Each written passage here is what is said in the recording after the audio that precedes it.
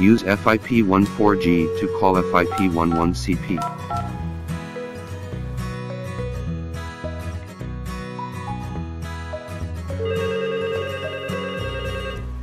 Answer the call on FIP11CP.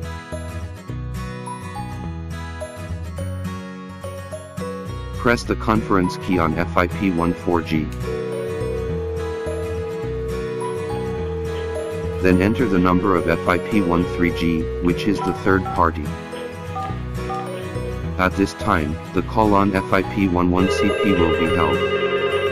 FIP13G will ring. Answer the call on FIP13G. Press the conference key on FIP14G again. Now we have made a three-way conference call successfully.